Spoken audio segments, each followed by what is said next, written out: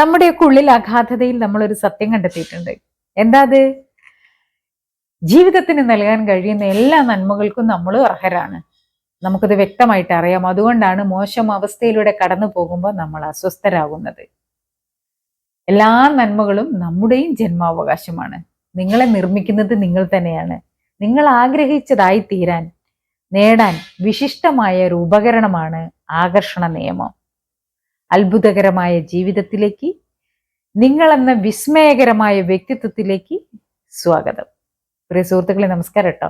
എല്ലാവരും ഹാപ്പി ആയിട്ടിരിക്കുന്നില്ലേ? അപ്പൊ നമ്മൾ കഴിഞ്ഞ 6 വീഡിയോയിലായിട്ട് പഠിച്ചുകൊണ്ടിരിക്കുകയാണ്. ആകർഷണ നിയമത്തെക്കുറിച്ച് മനസ്സിലാക്കിക്കൊണ്ടിരിക്കുകയാണ്. അത് ലൈഫിന്റെ ഒരു ഭാഗമാക്കിക്കൊണ്ടിരിക്കുകയാണ്. അതുവഴി നമ്മൾ ഹാപ്പി ആയിക്കൊണ്ടിരിക്കുകയാണ്. നമ്മുടെ ജീവിത നിലവാരം മെച്ചപ്പെട്ടുകൊണ്ടിരിക്കുകയാണ് അല്ലെ? എല്ലാവരും വിളിക്കുമ്പോൾ ഒരുപാട് സന്തോഷമുണ്ട്.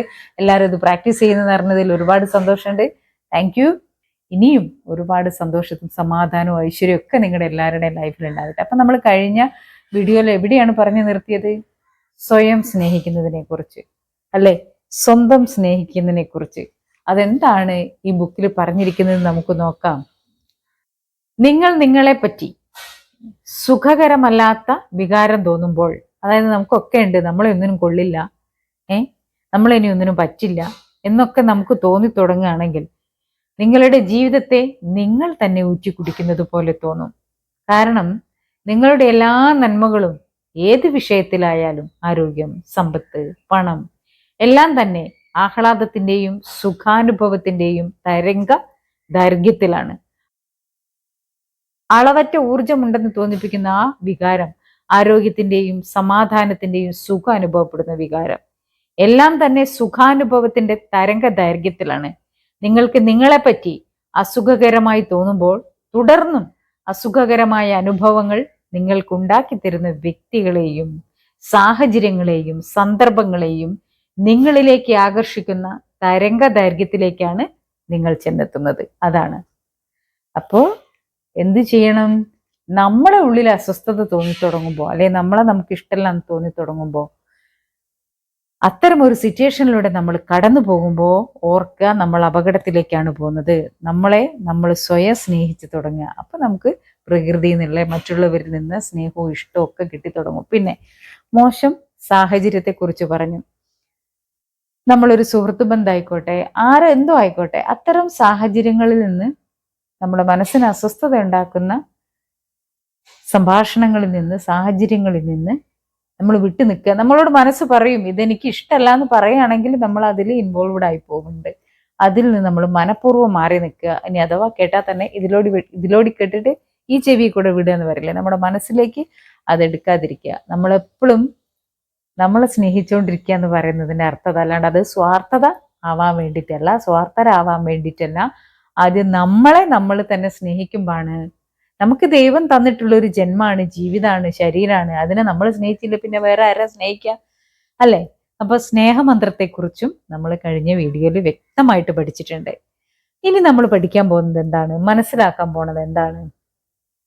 നമ്മൾ ചിലപ്പോഴൊക്കെ പറയും നിഷേധാത്മകമായ വാക്കുകൾ അല്ലെ? ദേഷ്യം പിടിക്കുമ്പോൾ നമ്മൾ പറയും എനിക്കത് വേണ്ട, അല്ലെ ഇനി ഞാനത് ചെയ്യില്ല. അങ്ങനെ ഒരിക്കലും പറയാതിരിക്കുക. അങ്ങനെ നമ്മളൊരു 100 തവണ നമ്മുടെ ജീവിതത്തിൽ പറഞ്ഞു പോയിട്ടുണ്ടാവാം.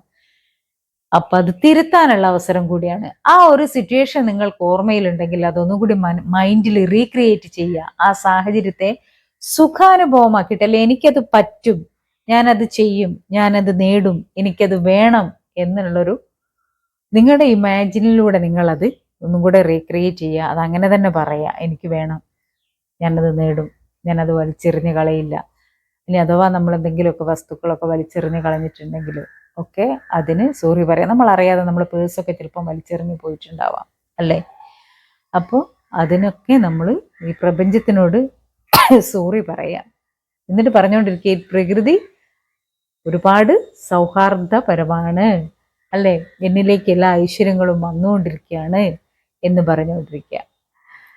അപ്പൊ നമുക്ക് സ്നേഹമായി നമ്മളെ ചിന്തകളെ തിരുത്താൻ പഠിച്ചു, വാക്കുകളെ ഉപയോഗിക്കാൻ പഠിച്ചു, നമ്മളെ ഫീലിങ്സ് നമുക്ക് തിരുത്തി, നമ്മുടെ ബോഡിയിൽ വരുന്ന ഓരോ ഫീലിങ്സും മനസ്സിലാക്കി നമ്മൾ നെഗറ്റീവാണോ പോസിറ്റീവാണോ ചിന്തിക്കുന്നത് മനസ്സിലാക്കാൻ പഠിച്ചു.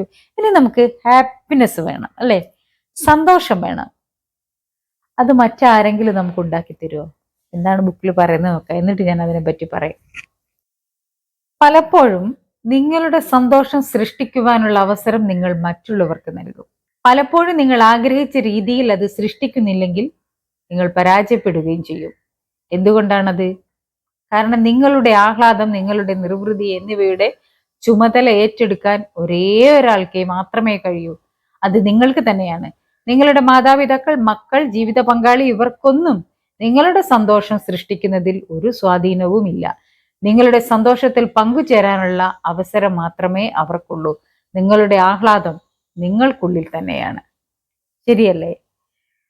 നമ്മൾ ഓവർ എക്സ്പെക്റ്റ് ചെയ്യാണ് അവരങ്ങനെ പെരുമാറണം, നമ്മൾ സ്നേഹിക്കുന്നോണ്ടാണ് അതല്ലേ, അതൊരു കുറ്റമല്ല. പക്ഷേ നമ്മൾ അങ്ങനെ ആഗ്രഹിക്കുമ്പോൾ നമുക്കത് കിട്ടിക്കൊള്ളുന്നില്ല. അപ്പൊ നമ്മൾ കൂടുതൽ കൂടുതൽ ഡൗൺ ആവും. നമ്മളൊന്നും എക്സ്പെക്റ്റ് ചെയ്യാതിരിക്കുക. ഓവർ എക്സ്പെക്റ്റേഷൻ ഉള്ളവരുണ്ട്. നമ്മൾ അവരിൽ നിന്നൊന്നും പ്രതീക്ഷിക്കേണ്ട. നമുക്ക് തിരിച്ച് നമ്മുടെ സന്തോഷം എന്താണോ, അപ്പൊ നമ്മൾ അവരുടെ കൂടെ ഒന്ന് ഫുഡ് കഴിക്കാൻ ഇരിക്കണം എന്ന് ആഗ്രഹിക്കുന്നുണ്ടെങ്കിൽ നമ്മൾ പോയിട്ടിരിക്കുക. അത് മക്കളിൽ നിന്നായാലും ഭർത്താവിൽ നിന്നായാലും മറ്റേത് കാര്യത്തിനായാലും കേട്ടോ, ഞാൻ ഫോർ എക്സാമ്പിൾ പറഞ്ഞു എന്നുള്ളൂ. ഏത് കാര്യത്തിനായാലും ഒരിക്കലും നമ്മൾ പ്രതീക്ഷിക്കുന്നത് പോലെ അല്ലെങ്കിൽ നമ്മുടെ ഉള്ളിലുള്ളത് പോലെ മറ്റൊരാൾക്ക് ബിഹേവ് ചെയ്യാൻ, പെരുമാറാൻ പറ്റില്ല. ഉള്ളവരുണ്ടാവും, ഉണ്ടെങ്കിൽ ഭാഗ്യം, അത് അങ്ങനെ തന്നെ നിലനിന്ന് പോകട്ടെ. അപ്പൊ ഞാൻ കഴിഞ്ഞൊരു ഷോർട്സിൽ പറഞ്ഞിട്ടുണ്ട്, ആദ്യം എന്ത് ചെയ്യണം, നമ്മുടെയൊക്കെ മൈൻഡിൽ നമ്മളൊരു ബോക്സ് വെച്ചിട്ടുണ്ട്, ഒരു പരാതിപ്പെട്ടി, ഒരു സങ്കടപ്പെട്ടി, അല്ലെ? പരാതികളും പരിഭവങ്ങളും, നമ്മൾ ജനിച്ച അന്ന് മുതലുള്ള സങ്കടങ്ങൾ നമ്മുടെ ഉള്ളിൽ ഉണ്ടാവും, നിറച്ചിങ്ങനെ വെച്ചിരിക്കുക. അതൊരു സോറി പറഞ്ഞാലോ പോട്ടെ, ഇനി അത് ആവർത്തിക്കില്ല, പറ്റിപ്പോയി എന്നൊക്കെ ഒരു വാക്ക് മതിയാവും. പക്ഷെ അവരത് അപ്പൊ തന്നെ മറന്നു പോയിട്ടുണ്ടാവും. അതങ്ങനെയാ, ഒരു വാക്കുകൊണ്ടോ ഒരു നോട്ടം കൊണ്ടൊക്കെ വേദനിപ്പിക്കുമ്പോൾ അവരത് മറന്നുപോകും. പക്ഷെ വേദനിച്ച ആള് അതിങ്ങനെ കലാകാലങ്ങളോളം കൊണ്ടു നടക്കും. അത് നമ്മളെ തീരാരോഗിയാക്കും. അപ്പോ നഷ്ടം ആർക്കാ? നമുക്ക് തന്നെ. അപ്പൊ അത് ക്ലീൻ ചെയ്യേണ്ട ബാധ്യത ആർക്കാ? നമുക്ക് തന്നെയാ. അവരാരും വന്ന് ഒരു സോറി കൊണ്ടോ പോട്ടെ സാരല്ല എന്നുള്ള, അവർക്ക് അറിയുന്നുണ്ടാവില്ല നമുക്കത് എന്തുമാത്രം ഹേർട്ടായിട്ടുണ്ട് എന്നുള്ളത്. അപ്പോ നമുക്ക് അറിവായ മുതൽ നമ്മൾ നമ്മുടെ ജീവിതത്തിൽ അനുഭവിച്ചിട്ടുള്ള ഹേർട്ടായിട്ടുള്ള അവഗണനകളോ എന്തെങ്കിലുമൊക്കെ പ്രശ്നങ്ങൾ ഉണ്ടാവും. ഓരോരുത്തർക്കും ഓരോ സിറ്റുവേഷൻ ആയിരിക്കും. അതെല്ലാം നമ്മൾ ഇങ്ങനെ കെട്ടിപ്പൂട്ടി വെച്ചിരിക്കുക, അതെടുത്ത് ദൂരെ കളയുക, അല്ലെ? അതിൽ വേസ്റ്റ് ഒക്കെ ക്ലീൻ ആക്കുക. വേസ്റ്റ് ഒക്കെ ക്ലീൻ ആക്കി കഴിയുമ്പോൾ ഇനി നമുക്ക് അവിടെ ഒരു അങ്ങനത്തെ ഒരു ബോക്സിന്റെ ആവശ്യമില്ല. എന്നിട്ട് നമ്മുടെ മൈൻഡിന് ചുറ്റും നമ്മളൊരു ബൗണ്ടറി കിട്ടുക. നമുക്ക് ആവശ്യമുള്ള ചിന്തകളും നമ്മളെ സന്തോഷങ്ങളും നമ്മുടെ ഇനി നമ്മൾ ഭാവനയിൽ കാണുന്ന നമ്മുടെ ജീവിതത്തിന്റെ നല്ല നല്ല ഓർമ്മകളും അത് മാത്രം ക്രിയേറ്റ് ചെയ്യുന്ന കാര്യങ്ങൾ മാത്രം അതിൽ നിറയ്ക്കുക. അപ്പോൾ ആ വേസ്റ്റ് ബോക്സ് അങ്ങോട്ട് നീക്കിയിട്ട് പകരം അവിടെ ഒരു ഹാപ്പി കിറ്റ് വെക്കുക. അതിൽ എന്തെല്ലാം നിറയ്ക്കണം അത് നമ്മൾ മാത്രം നിറയ്ക്കുക. മറ്റുള്ളവരെ അതിൽ കൈകടത്താൻ അനുവദിക്കേണ്ട. നമ്മൾ മാത്രം അതിൽ നമുക്ക് ആവശ്യമുള്ളത് മാത്രം അതിൽ നിക്ഷേപിച്ചാൽ മതി. അത് നമ്മുടെ സമ്പാദ്യമായിരിക്കും. അത് നമുക്ക് സമ്പൽ സമൃദ്ധിയും സന്തോഷവും സമാധാനവും ഒക്കെ കൊണ്ടുതരും. അതിലേക്ക് എത്താൻ, അത് പ്രാക്ടീസ് ചെയ്യാൻ ഒരു സൂത്രമുണ്ട്. മറ്റൊരു ചിന്ത നമ്മുടെ ഉള്ളിലേക്ക് വരരുത്, അല്ലേ? അതിനൊരു എളുപ്പ വഴിയുണ്ട്. ഒരു പേനയും പേപ്പറും എടുക്കുക. നിങ്ങൾ ഈ വീഡിയോ കണ്ട് ശേഷം ചെയ്താൽ മതി.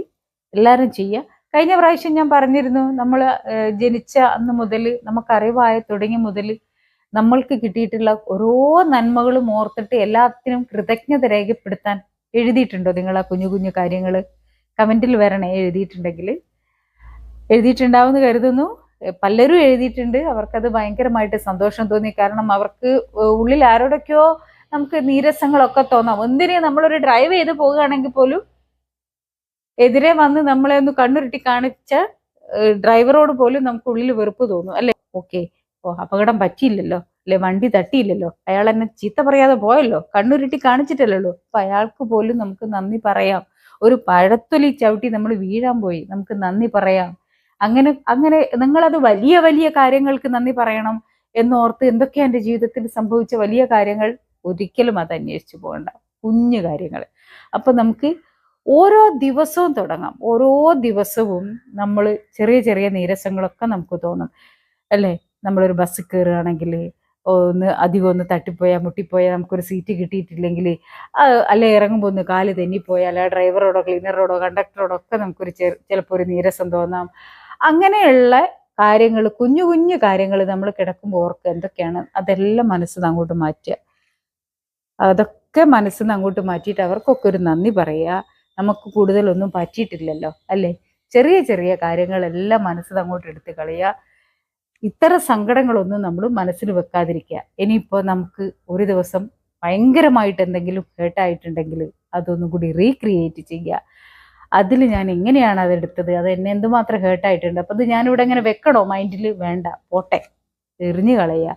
ഹാപ്പി ആയിട്ടിരിക്കുക. സന്തോഷമായിട്ടിരിക്കണമെങ്കിൽ നമ്മുടെ സന്തോഷം നമ്മുടെ കയ്യിൽ തന്നെയാണ്. അപ്പം ആദ്യം തന്നെ നമ്മൾ എഴുതാൻ പോവുകയാണ്, ഈ ഭൂമി, ഈ പ്രപഞ്ചം എത്ര സുന്ദരമാണ്, ഈ ജീവിതം എത്ര സുന്ദരമാണ്, ഞാൻ എന്തുമാത്രം സ്നേഹിക്കപ്പെടുന്നുണ്ട്, ഞാൻ അളവറ്റ സന്തോഷവതിയാണ്, അളവറ്റ സന്തോഷവാനാണ്, ഈ പ്രപഞ്ചം എല്ലാ നന്മകളും എനിക്ക് തന്നുകൊണ്ടിരിക്കുന്നു, ഞാൻ എല്ലാ നന്മകളും അനുഭവിച്ചുകൊണ്ടിരിക്കുന്നു. ഇനി താഴെ നിങ്ങളുടെ മനസ്സിന് ഏറ്റവും സന്തോഷം ഉണ്ടാക്കുന്ന കാര്യങ്ങൾ, ഒരു 6 or 7 കാര്യങ്ങൾ ഒരു കള്ളി വരച്ചിട്ട് വ്യക്തമായിട്ട് ഇതിൽ എഴുതുക. നിങ്ങളത് ഓർക്കുമ്പോൾ തന്നെ നിങ്ങൾക്ക് സുഖം തോന്നണം. അല്ലെങ്കിൽ നിങ്ങൾ എന്താണ് ആഗ്രഹിക്കുന്നത്, നിങ്ങൾക്കൊരു ലക്ഷ്യമുണ്ടെങ്കിൽ, നിങ്ങൾക്കൊരു സ്വപ്നമുണ്ടെങ്കിൽ, ഇനി ഒരാൾ നിങ്ങളോട് എങ്ങനെ ബിഹേവ് ചെയ്യണമെന്ന് ആഗ്രഹിക്കുന്നുണ്ടെങ്കിൽ അത് അതിൽ എഴുതുക. എന്നിട്ട് നിങ്ങൾ ഡെയിലി കാണുന്ന, നിങ്ങൾക്ക് ബെഡ്റൂമിൽ മറ്റാരും കാണുന്നതിൽ പ്രശ്നമില്ലെങ്കിൽ നിങ്ങൾ ഉറങ്ങി എഴുന്നേൽക്കുമ്പോഴും ഉറങ്ങാൻ കിടക്കുമ്പോഴും അത് കാണുന്ന രീതിയിൽ വെക്കുക. അതല്ലെങ്കിൽ നല്ലൊരു ബുക്കാക്കുക. ആ ബുക്ക് എപ്പം നിങ്ങൾക്ക് മനസ്സിന് ടെൻഷൻ തോന്നുന്നോ നിങ്ങളത് എടുത്തു നോക്കുക. രാവിലെയും രാത്രിയും അത് എടുത്തു നോക്കുക. അപ്പോൾ നിങ്ങളുടെ സ്വപ്നങ്ങൾ അതിലുണ്ടാവും. അതേപ്പറ്റി നിങ്ങൾക്ക് അത് ഭാവനയിൽ കാണുക. ഇത് നല്ലൊരു പ്രാക്ടീസാണ്. ഞാനിത് പ്രാക്ടീസ് ചെയ്യുന്നതാണ്. അതുകൊണ്ടാണ് ഞാൻ നിങ്ങളുടെ അടുത്ത് പറയുന്നത്. മറ്റൊരു ചിന്തയും നമ്മുടെ ഉള്ളിലേക്ക് വരാതിരിക്കാൻ വേണ്ടിയിട്ടാണ്. അതുകൊണ്ടാണ് കഴിഞ്ഞ വീഡിയോയിൽ ഞാൻ പറഞ്ഞു, കൊല്ലത്തുള്ള ചേച്ചി ഒരു മൂളിപ്പാട്ടും പാടിയിട്ടാണ് എഴുന്നേൽക്കുന്നതെന്ന്. അവർ അത് മനസ്സിൽ തന്നെ കണ്ടുകൊണ്ടിരിക്കുകയായിരുന്നു.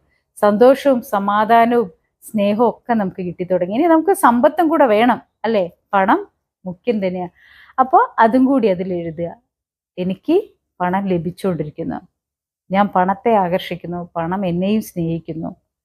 നിങ്ങൾ ചോദിക്കും, ഒരു ജോലി എടുക്കാതിരുന്നാൽ എങ്ങനെ ആകർഷിക്കാൻ പറ്റുമോ, നേടാൻ പറ്റുമോ എന്ന്. ഇങ്ങനെ പറഞ്ഞുകൊണ്ടിരിക്കുമ്പോൾ നമ്മുടെ ഉള്ളിൽ തന്നെ തോന്നും, എന്തെങ്കിലും ഞാനൊന്ന് കണ്ടെത്തട്ടെ, ഒരു വഴി കണ്ടെത്തട്ടെ. തീർച്ചയായിട്ടും ആ ഒരു വഴി തെളിയും. മാത്രമല്ല, നിങ്ങൾക്ക് എന്തൊക്കെ സങ്കല്പിക്കാം, ലോട്ടറി അടിക്കുന്നതായിട്ട് സങ്കല്പിക്കാം അല്ലേ. പക്ഷേ സങ്കല്പിച്ചിരുന്നാൽ മാത്രം പോരാ, ലോട്ടറി എടുക്കണം. അതാണ്.